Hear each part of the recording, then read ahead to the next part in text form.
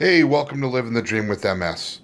I'm doing my video early today because something came up that I realized I've never talked about, and it's just an interesting challenge that many people with MS run into.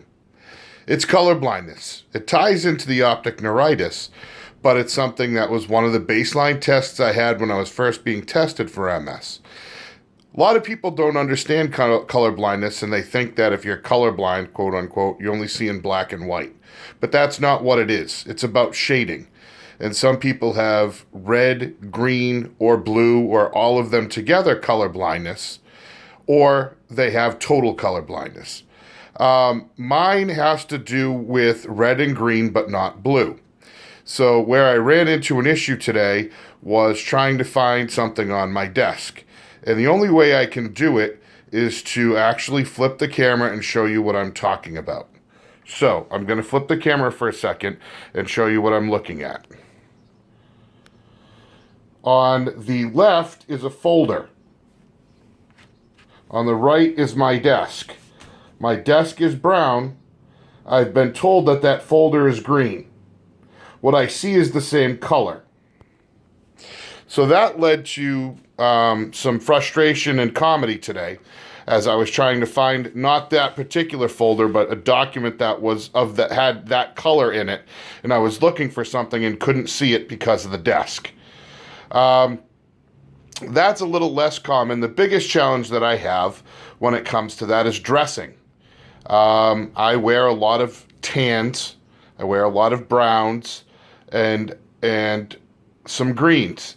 And I'm constantly having to check with my wife or figure out other ways to distinguish and make sure that not only do I match, but that I know what colors I'm wearing.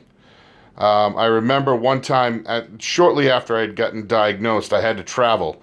And I was traveling with a female boss, and I thought that I had packed a certain tie, but I hadn't.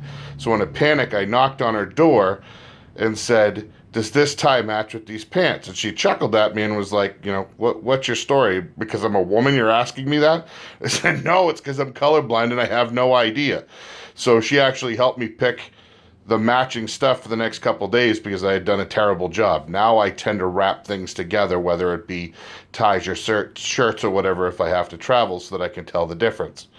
That's it. It's not a long story. It's just one of the things that I deal with, one of the things that many people deal with MS, and it's something that not a lot of people know about, which is that colorblindness isn't just black and white, it's shades.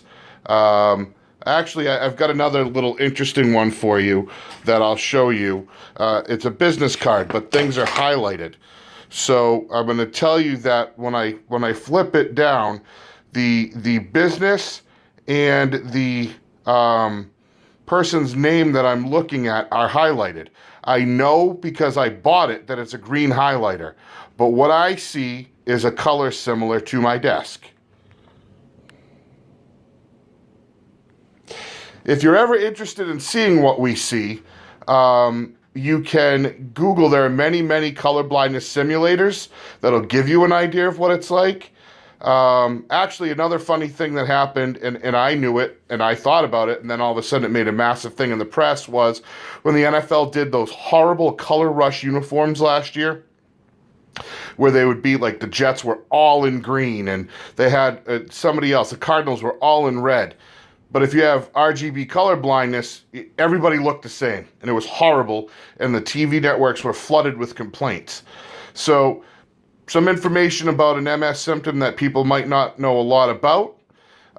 It's frustrating, but it's something that you learn to deal with. Hopefully I've educated some people, and I'm going to keep living the dream with MS.